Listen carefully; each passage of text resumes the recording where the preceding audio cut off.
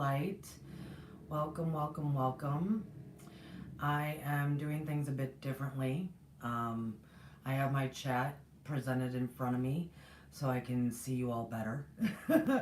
And it's a bit darker in here because I'm trying to conserve energy.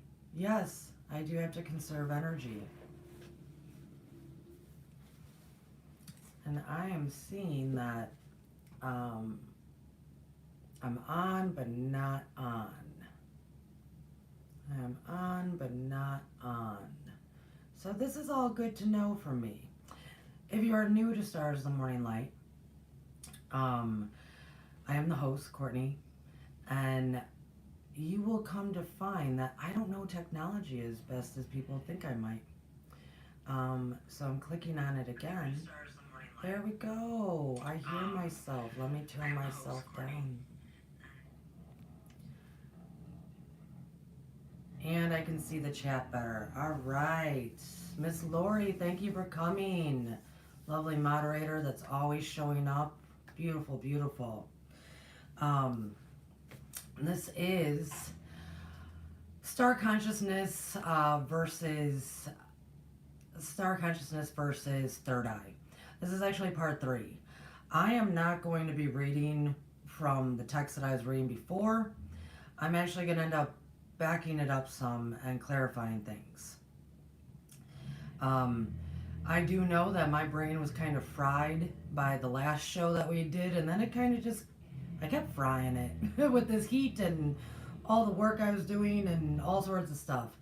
And of course, we all went through some wild shifts. But I will tell you, right as I was about to hit go, go live, some voice said, you need to grab your Remy book. And I said, okay. So I went to my shelf and I found it. And so I think I'm going to read from that. Do know, everyone, you beautiful stars, that we were going through a massive shift. We were. And I know this doesn't necessarily have anything to do with star consciousness, but it does. We were going through a massive shift the past, let's just say 2 weeks, okay? And I will be talking about this more on Monday for our Akashic message of the week. Normally that's on Sunday, but my husband and I are going to try to do a date for to celebrate both of our birthdays. We are 2 years and 2 weeks apart. That's how we roll.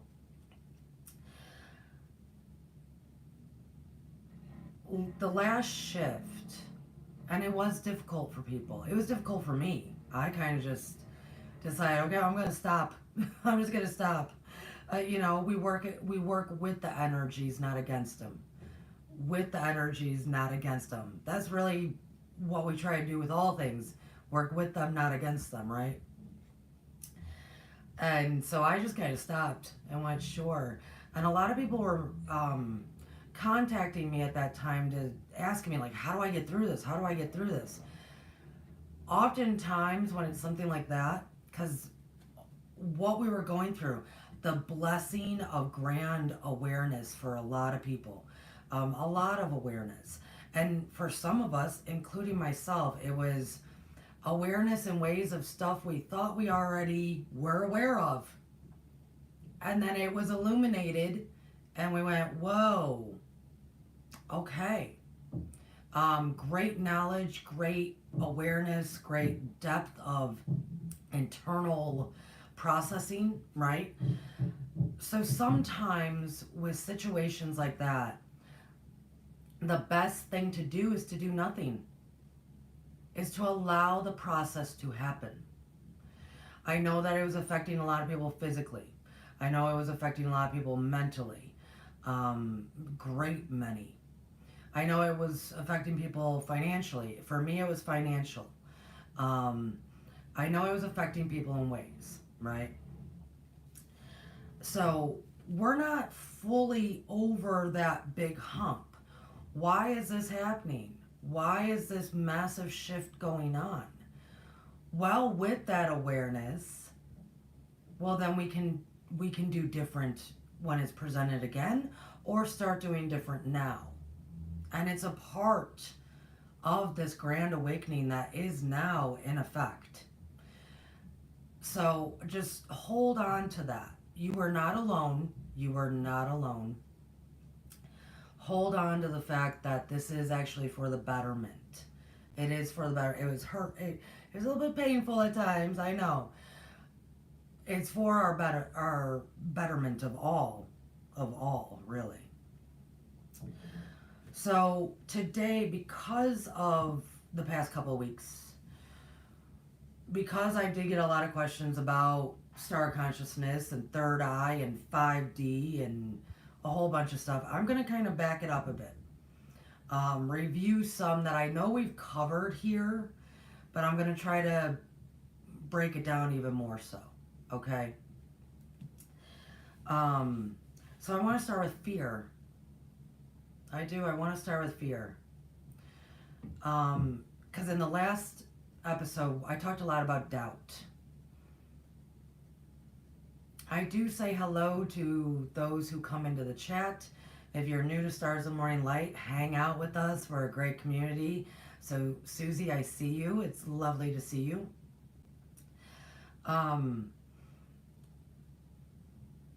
I want to talk about fear.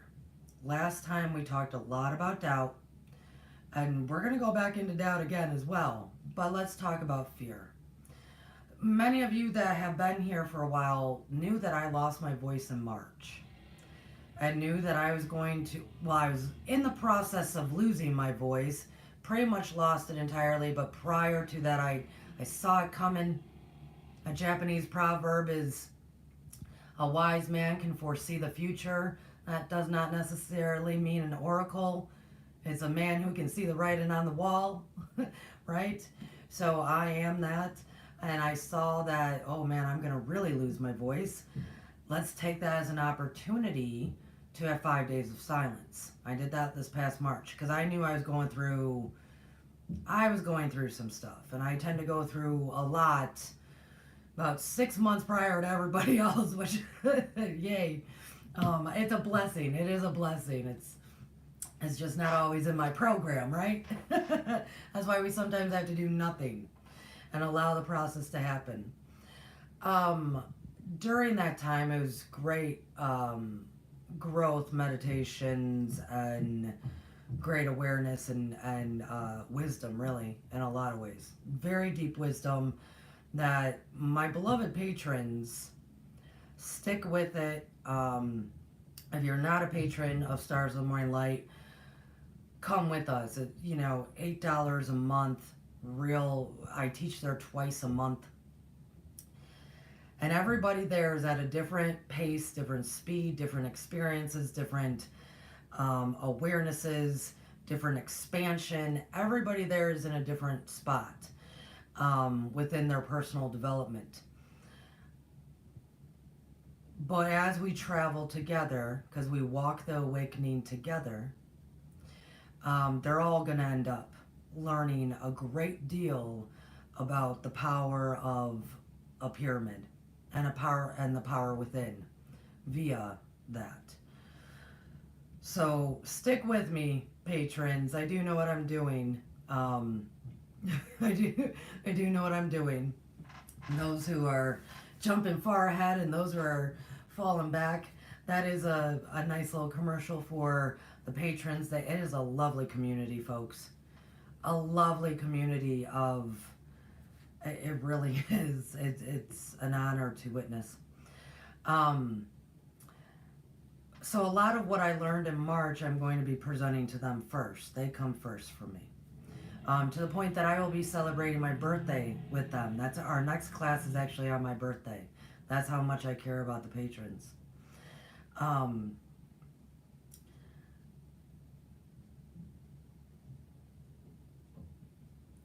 There was a lot learned in March, and one of the things that was presented to me, and it was actually very devastating while it was presented, and I didn't necessarily ask for this information.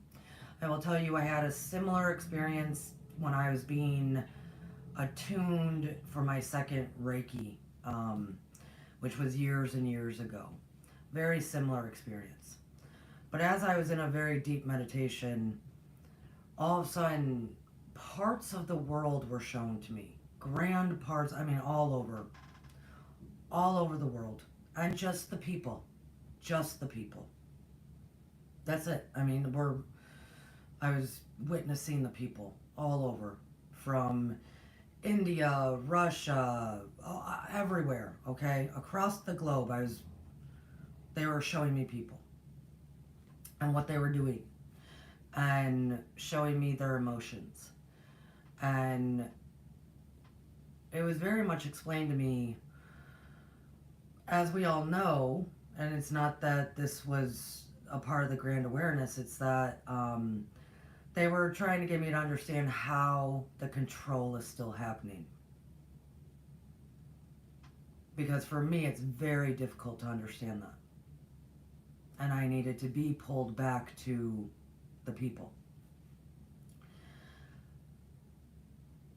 And everywhere they brought me,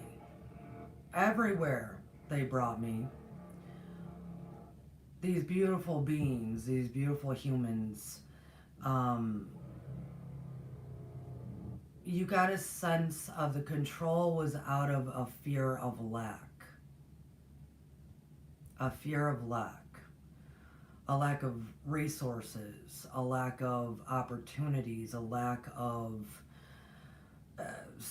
in some ways that was leading into the fear of survival.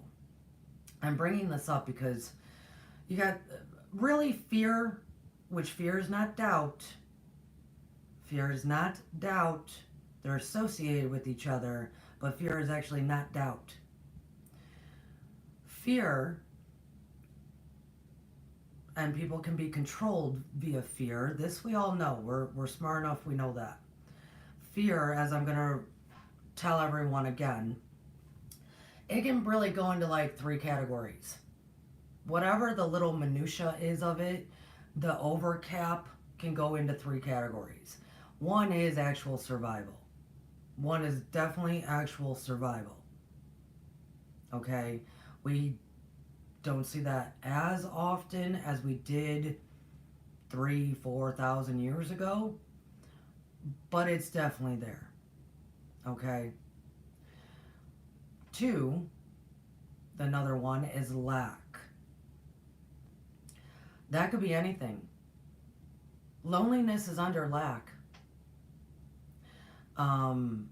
And I will tell you, for me personally, when I start to feel lonely, and I'm not acknowledging that, right? I'm not acknowledging that I'm feeling lonely. My mind, so my emotions are, I'm lonely. But my mind will start thinking about my lack. When that's not what's going on. I don't lack anything. Do I feel lonely? Probably. That's just a feeling. Am I lonely? Nope. I got a ton of people that I can call and speak with and be with. And I really enjoy myself, so I'm never really lonely. But if I'm feeling those emotions for some reason, my mind triggers those feelings into thinking that I'm lacking. So the second is lack. And I'm giving that example because lack could be from any direction. It could be you do lack finances. Yep. Lack. It could be that you're feeling lonely, so you're lacking intimacy. It could be anything, but the overcapping is lack. And then the third is rejection. You would think that my loneliness would cause rejection. No. My loneliness produces lack in my brain. Rejection goes in so many ways. And that is actually, for most people in the United States, I should say, for a lot of people in the United States, that is their top. That is their top fear. So I wanted to break that down again, okay? Because when they presented it to me across the globe, that is how the control is still in place, is because of people's lack, their fear of lack. And remember, fear can either be truly happening, or it could be all in our minds. We could be making it up. We could be lying to ourselves very easily. Take rejection. Take rejection. It's this is an example that I'll just pull out of nowhere. I'm going for a job interview. Oh, this is actually, I can use this. I'm going for a job interview, and I am covered in tattoos, folks. And back when I put this on me in my 20s, it was still kind of taboo. Now, not so much. But let's say I was going for a job interview. Because of my tattoos, because of my personality, because of this, because of that, before I even got there, I would already start thinking they're going to reject me. Have I even gone to the interview yet? I have not even gone yet. I have no idea what's going to be said and done. I could be the best thing since sliced bread. I don't know, but my mind might start playing the scenarios. They're going to reject me. That means I am projecting it out. It has not happened. That is a fear that has not happened, right? In some circles, mostly I would say recovery groups, they refer to it as fear happens from the lack or the not getting what you want or losing what you have. So if you have to ask yourself that way, that's what fear is in those circles. Losing what you have, or fearing not getting what you want. Well, that's so very selfish and egotistical in many ways, which pretty much everybody is. But the fear of control that's across the globe. So that was really kind of towards us Americans, to tell you the truth. And some other pockets of the world.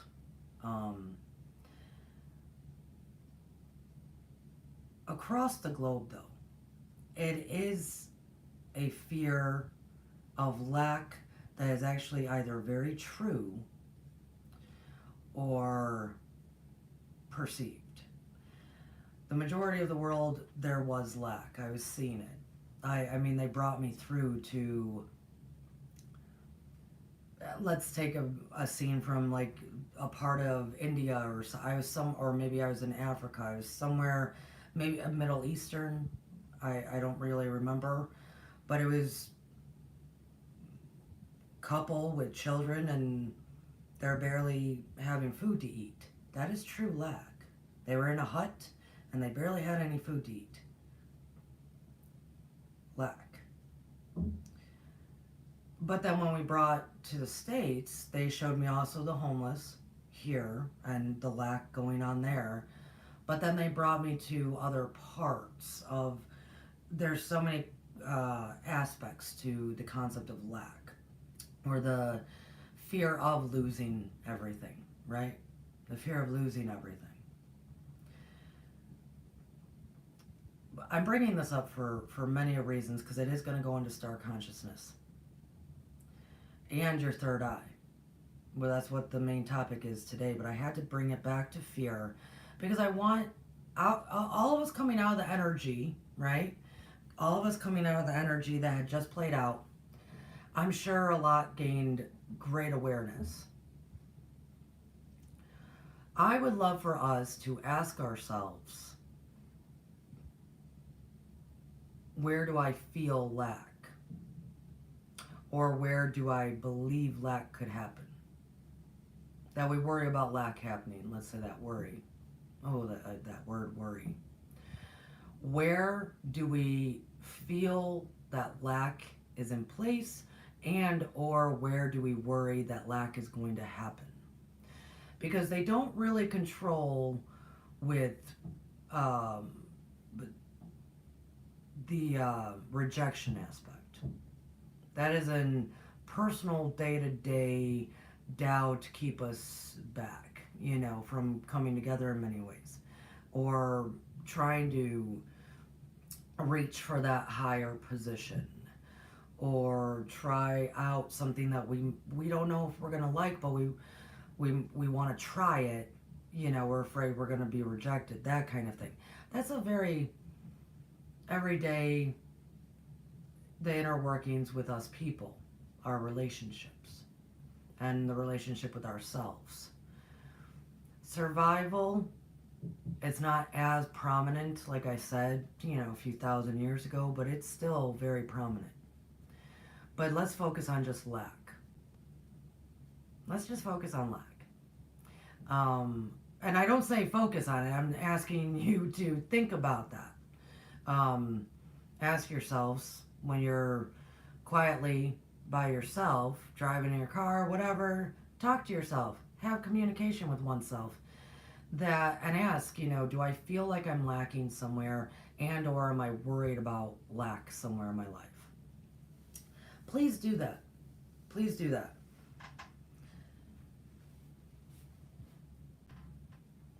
Because now let's talk about 5D. Last episode, I gave this big example of, which I realized was a little bit maybe too much for folks, of what it is to be living in both 3D and 5D, big, very much so, and the simultaneous living, based on the frequencies that you're holding at the time. That was, I think, a bit too much for people. And I'm not saying everybody's beautiful and wonderful, and you guys are very intelligent, but I do think it was probably, at least my delivery of it. My delivery was a little bit off from conceptualizing for a lot of people had difficulties conceptualizing it. So I'm going to bring it back to 5D, because many people are going to you're being pulled that way, you're walking into it, you're waking into it. It's wonderful to witness. That's what a lot of that last few weeks was about. What were you willing to let go of? What are you aware now of to let go of, so you can ascend in consciousness, right? In consciousness to a better conscious dimension. Consciousness is dimensions. Dimensions is consciousness, because we're creating with the mind. All is mind.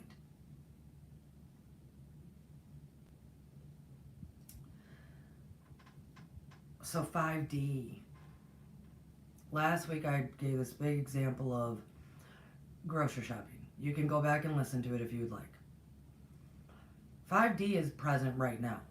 5D is very present. It is very present. It's here with us. Ask yourself, are you a multi-dimensional being, you beautiful star? Are you a multi-dimensional being? I am. I believe the majority of all of you are.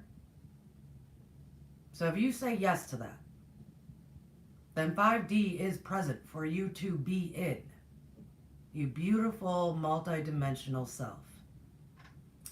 Being. You lovely being. So, how do we do that though? I'm really trying, I want to break things down. I always say that compassion is the key. And I do get a lot of this from teachers in Ecuador, Shri and Kira. I have actually been with them faithfully, following them really. Well, it's such an odd term to say faithfully like that. But they're my main ones that I go to. I have a few others, but that I talk to personally. They are my main, because I'm very cautious as to who my teachers are. I carry a lot of discernment there.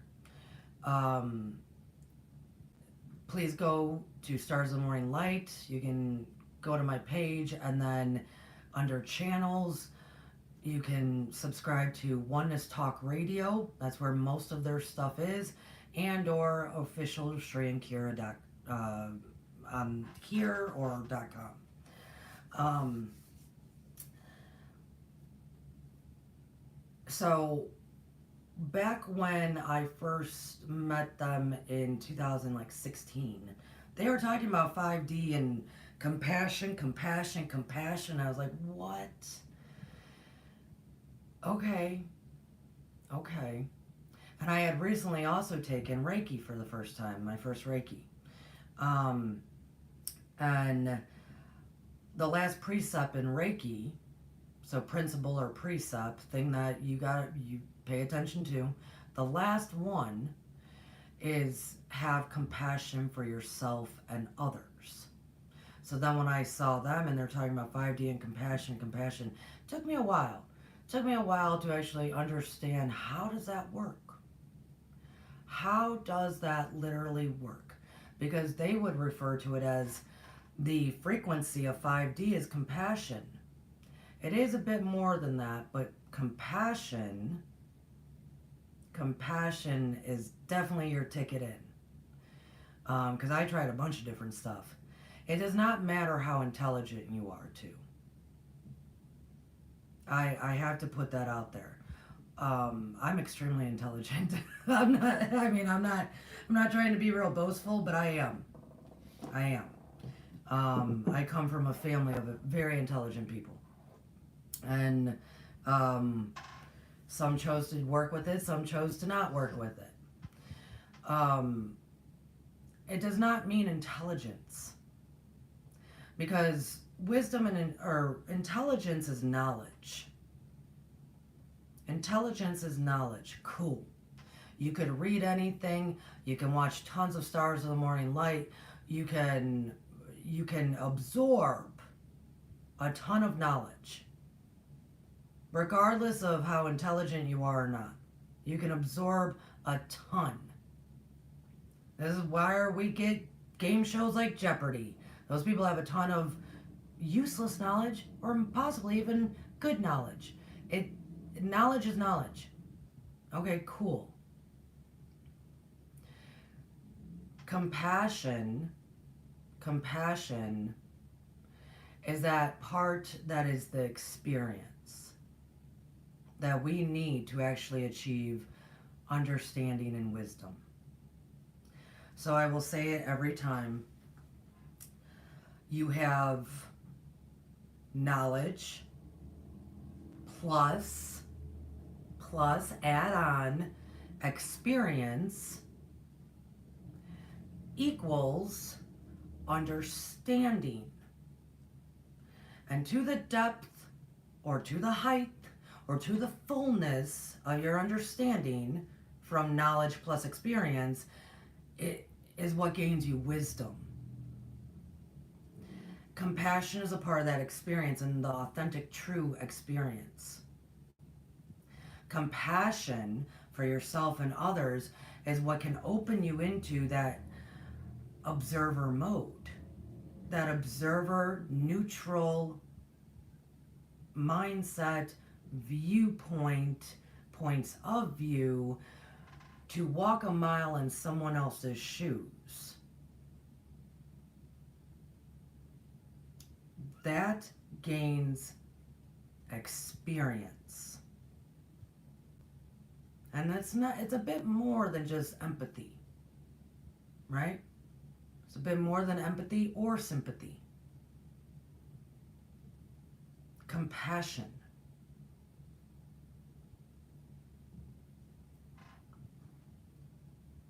So many people have knowledge.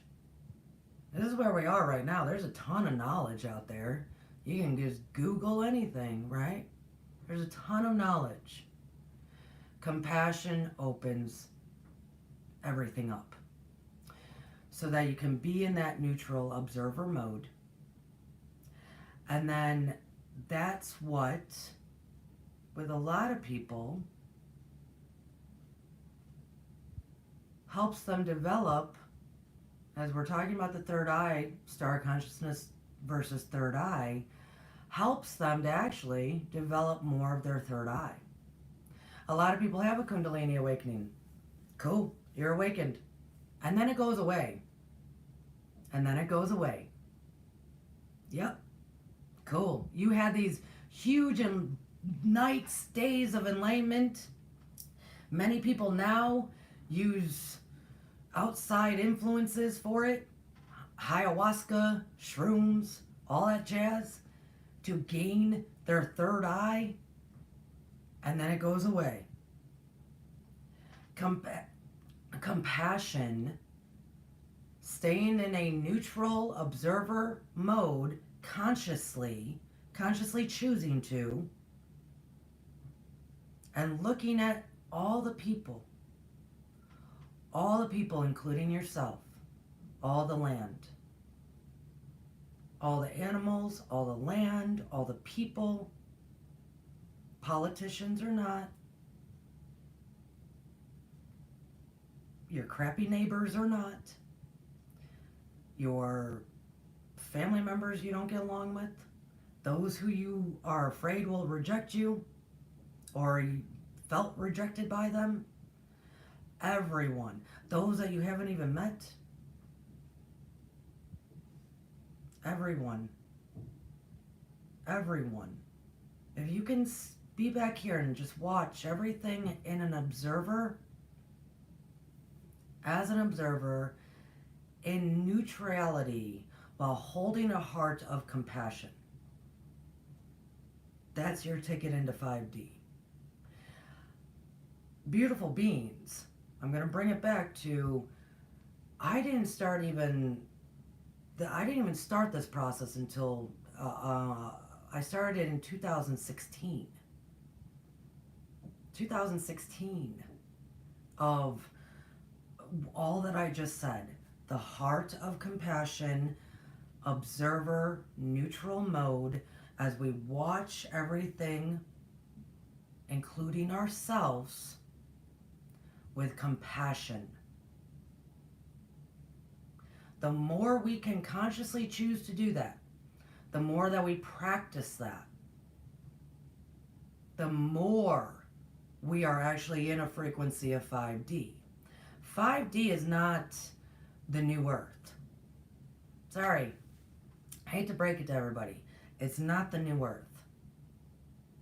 It's still, like I said, attached very much to your third eye. Your third eye will start expanding. And being able to see more often when you hold that position, compassion in your heart, observer, neutral mode. Okay? Your third eye will start to see more things in your waking day, in your going abouts, right? What you're doing with your life. It will. But remember, we're not stopping there. And we're not stopping at the Kundalini. We got to remove the snake, as we talked about in part 1. Because your third eye is still attached to attached to 3D. It's just opening you up so you can see that you are a multi-dimensional being. That's what that does.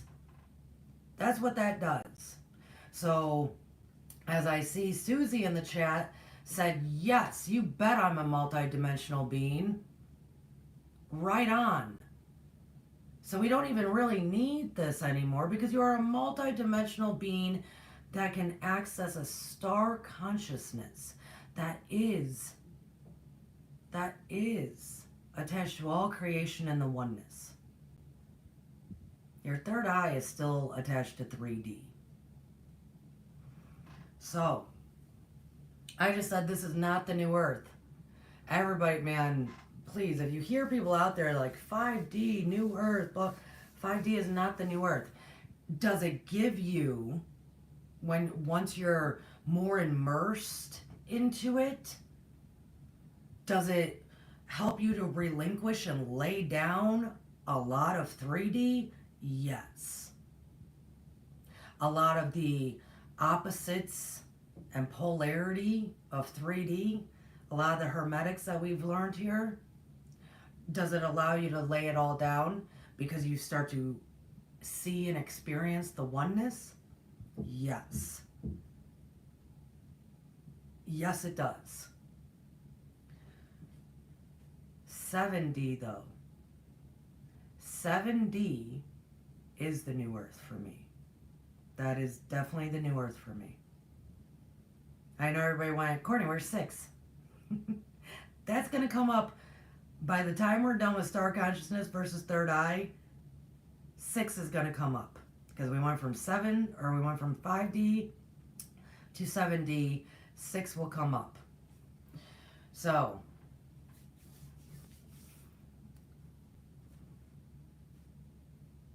seven, and this also comes from the teachers down in Ecuador, Sri and Kira, and I understand fully why now. And I do love and appreciate them. They now, you know how I have been doing the pyramid of self-ascension for years. That's my jam. They do the yoga of self-ascension. They are now getting into Egyptian, and it's due time, trust me, because a lot of people will. That's why I'm with my patrons first doing it. 7D though. 7D is where all judgment, it does not exist. See, think about that. 5D compassion. 5D compassion. Building the knowledge, experience, understanding to the wisdom to be able to see the oneness. That's 5. Through compassionate heart as an observer, neutral stance. Right?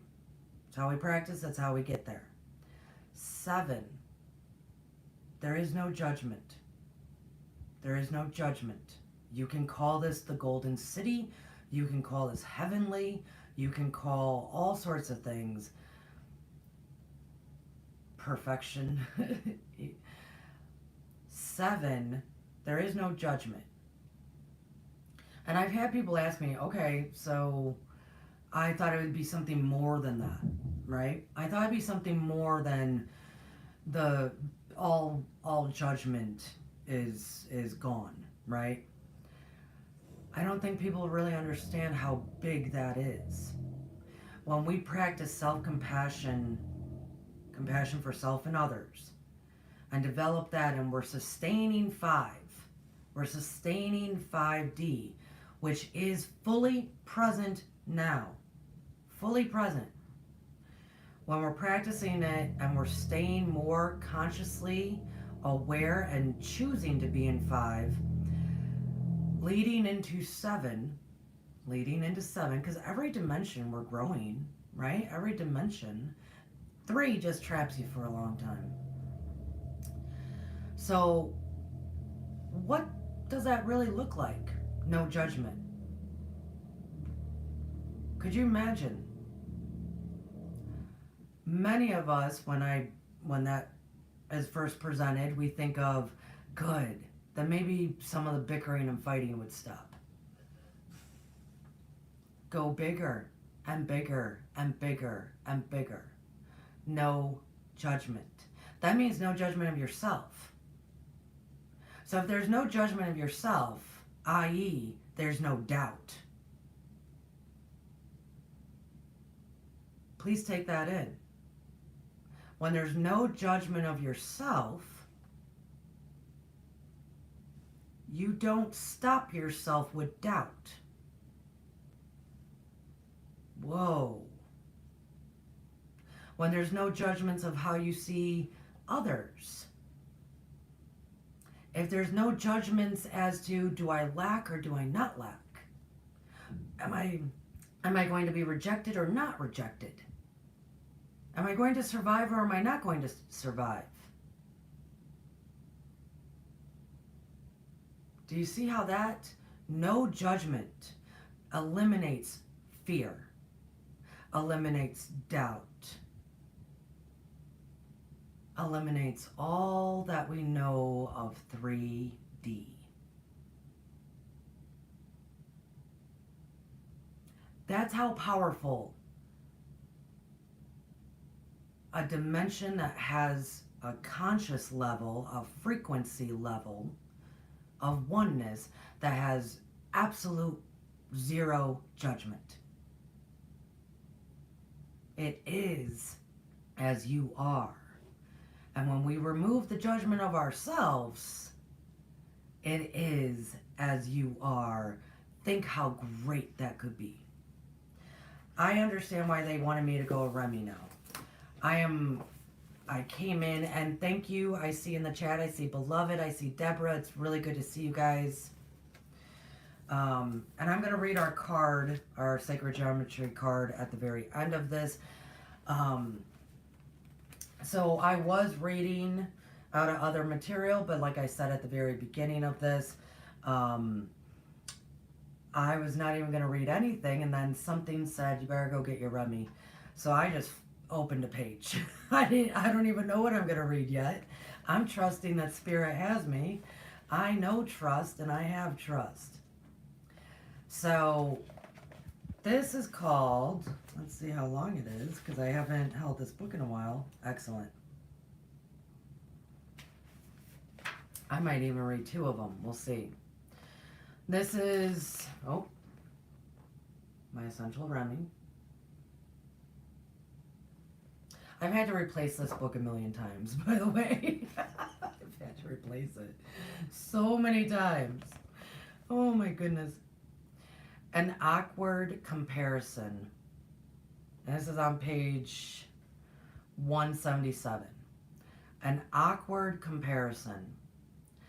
This physical world has no 2 things alike.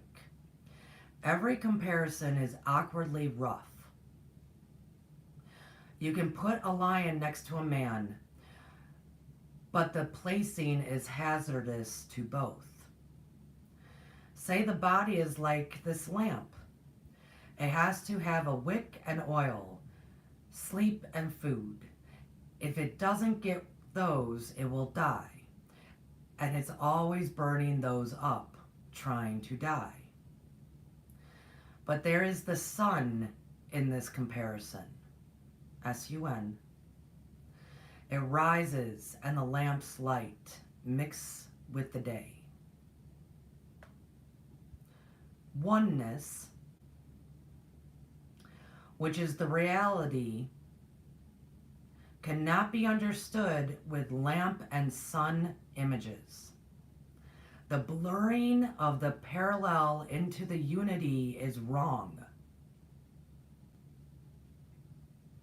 No image can describe what of our fathers and mothers, our grandfathers and grandmothers remains.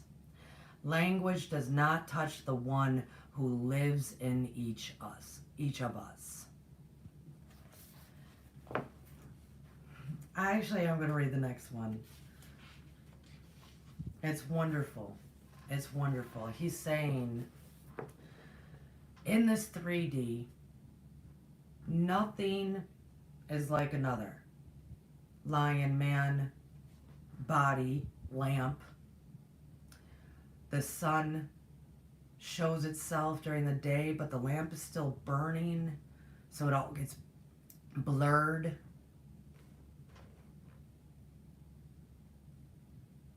It's interesting how body and lamp, he said, both need food, need oil, and all they're doing is burning themselves up to die. So nothing is really oneness, which is the reality, cannot be understood with lamp and sun images when everything gets blurry. Because we're trying to compare one light with another light. We're trying to bring those lights together. But it gets blurry here in 3D. It gets blurry in 3D. the polarity, the opposites.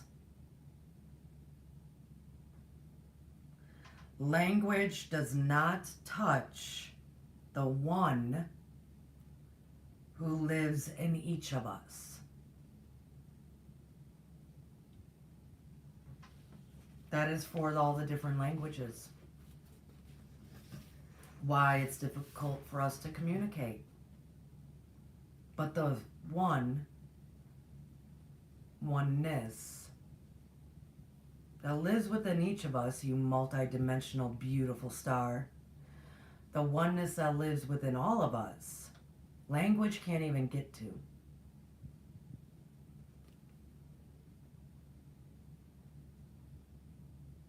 Actually, I'm going to leave that there. And I am going to show our sacred geometry card, and then I'm going to keep talking about some other aspects, and I'm going to leave you with all this. This is all stuff for us to ponder for our next star consciousness versus third eye. I was trying to break things down a little bit more so before we continue. 31, magic. The frequency of magic supports our intrinsic ability to grow and expand beyond this moment, to move toward possibilities and expressions that are as grand and profound as we can imagine. All that is required is our belief in their manifestations. Could you imagine if you, there's still a glare and I don't know how, there we go. I'm holding the card up. That's a horrible glare.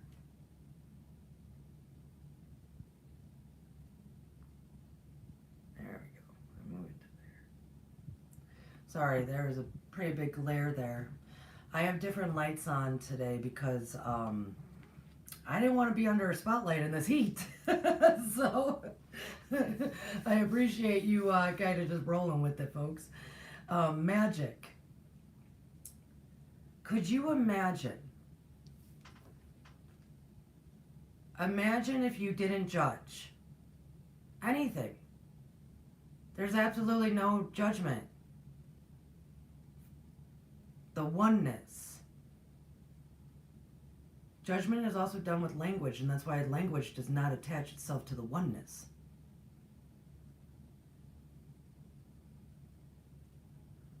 Imagine, just for this 45 seconds.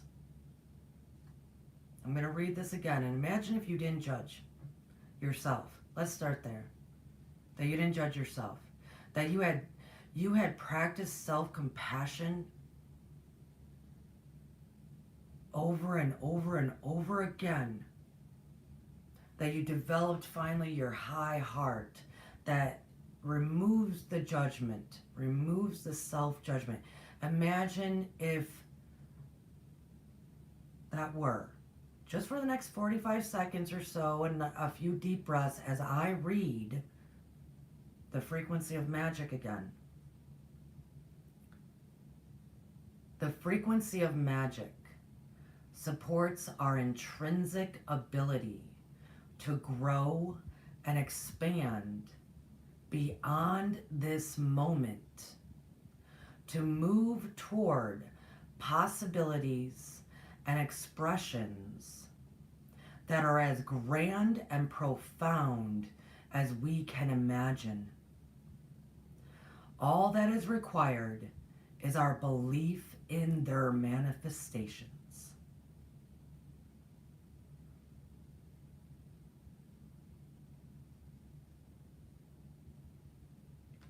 Imagine if you didn't judge yourself. Do you think you could be magic? Do you think that magic could be yours? That you would be magic? Expanding, living all possibilities that you choose, all expressions that you choose? Could you imagine that?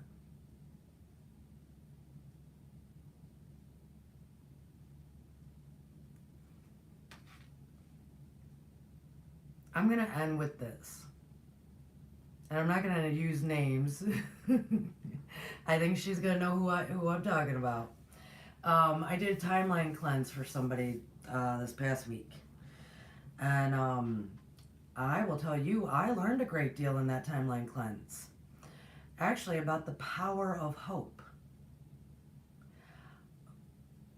Yeah, when I do my timeline cleanses, my karmic quantum timeline cleanses, there's so many names we have to use to get the point across, I guess. It's a very deep healing of cleaning up a negative karmic residue that travels through our timelines, right? That I clean all that junk up. Yeah, it's kind of nasty, heavy lifting that I do. So then we can move forward with not just more information about our past lives, but with more of a clean slate, right? During this person's timeline cleanse, as when I do everyone's, I actually work with that person's what I refer to as their higher essence. Rudolf Steiner talks about this a lot, higher dimensional selves, right? He talks about it a lot. I refer to it as a person's higher essence. Okay, that's my terminology. Rudolf Steiner says it differently, but he talked about it more so. And the reason I have to work with them is if I'm cleaning out this person's timeline, it's a cosmic law that you can't take something away without replacing it with something else. That's a cosmic law. This is why we actually never do lack. We just fear, right? So as I'm cleaning out all the gunk, and doing all that heavy, nasty lifting, I work with that person's higher essence because I'm not going to be the one to decide what to replace the negative energy that's being removed with what representation of positive energy to be in its place. I'm not going to make that decision on anyone's behalf. It's not my job. I just get the nasty out. Their higher essence, their higher multidimensional self is present, and they decide, okay, Courtney, you removed all this nasty, I'm going to put this in its spot. Awesome. Groovy. It's so cool.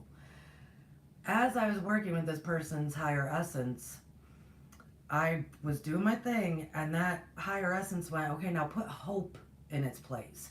And I was like, okay, cool, I'll just beam some light and hope, what I think is hope. And I gotta tell you guys, this higher essence went, stop. And I, okay, why? And they said, you think that's hope? And I, yeah, I think that's hope. And they went, that's not hope. Kind of like, Crocodile Dundee. That's not a knife, right? That is for us older generation people. That's not a knife. This is a knife. And that's literally what they did. They said, that's not hope. This is hope. And that higher essence hit that timeline with so much power. Beautiful. I mean, just beam of light. It was so powerful, so magnificent, almost breathtaking, speechless am I, right? That I just looked at them, gave them their space for a moment. I said, that's what hope is? And they said, yeah, you clearly don't know what hope really is. And they said, that's the problem with most of all of you humans. You don't know what the power of hope really is. So I'm just throwing that out there. Hope is not this thing that we just blasé say or try to hold, right? And I will tell you, in reference to this, I was doing another person's timeline cleanse this week. Or no, I was doing Akashic Records. I had a lot of summer sales going on. And they asked about suicide for a past life. And she harmed herself a few times. Please know that even suicide in our past life and current lives, please don't ever do that. It is all under different classifications. It's not like how we just, blanket that. Because it has to do with the intention, the why. So in some of her lives, it was severe loneliness. It was severe loneliness. In one of her lives, it was that absolute, complete void of hope. That, in the bigger scheme of all this, in the higher realms of existence, that is what they classify as actual suicide. Actual taking of the life. Is that complete void of hope. And so I learned this, or I always knew this, but I guess I'm speaking of it now. They classify things, right? The cosmos is balance and order. Things are classified, same as down here. All the interdimensional beings, all of the demonic beings, all the elementals, there's classifications, right? Same as there's different animals. My dog is not the same as a cat, right? We got different classifications for stuff. There's order and balance to everything. So how the cosmic sees and higher consciousness beings and us, even in our multidimensional selves, see suicide in that way is if it's a complete void of hope. That to them is the hardest, it's the worst. It really is. It doesn't mean that you go to hell. Trust me, it does not mean you go to hell. Other things are just classified as extreme loneliness, depression, stuff like that, right?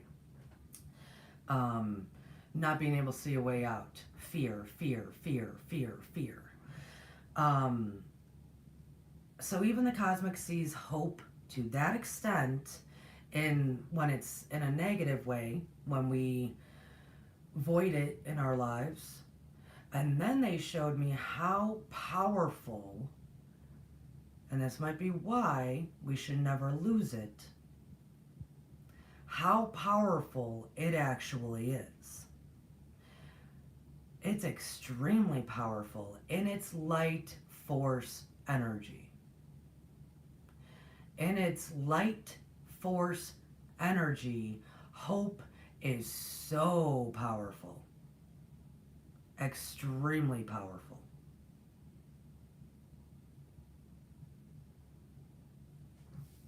Going back to our sacred geometry, all that is required is our belief in their manifestations.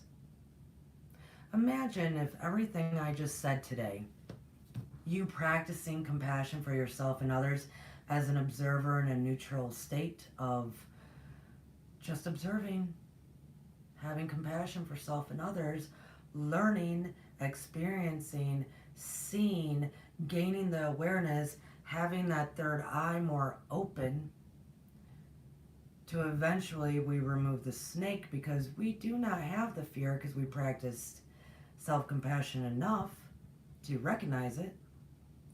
Into 7, no judgment. No judgment.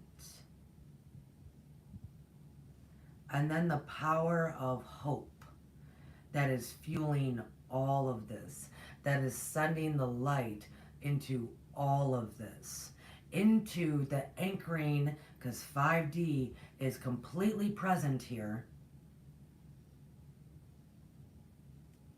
Hope, the light of a new earth, the light of a new infinite possibilities, the light of you believing you can manifest anything, the hope of it all. And the only thing that gets in the way of hope is doubt.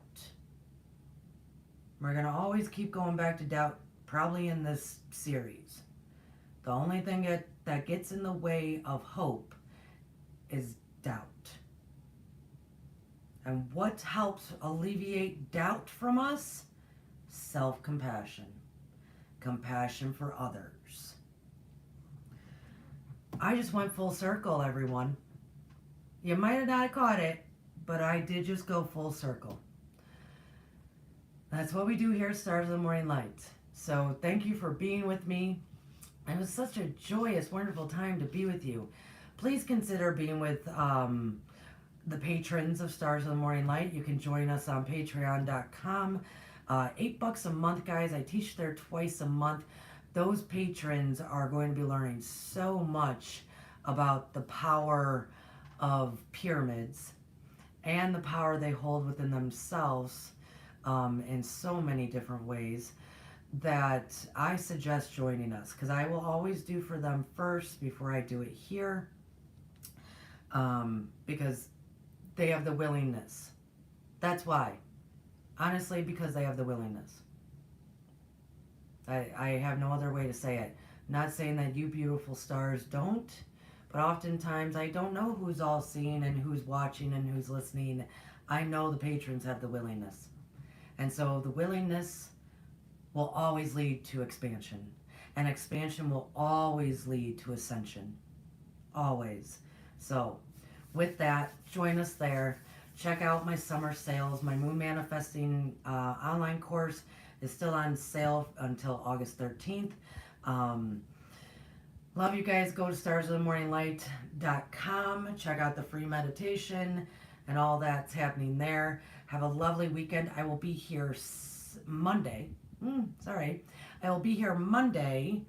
What is that? Monday, July 31st, I believe. At 2 o'clock for the weekly Akashic message. Thank you, Susie, Lori, Beloved, Deborah. Thank you for coming in. It was great having you. And if you think anybody could resonate with this, if it could help anybody kind of move along, share it. Share, subscribe, and enjoy. Hit that like, folks. Bye, guys. Namaste.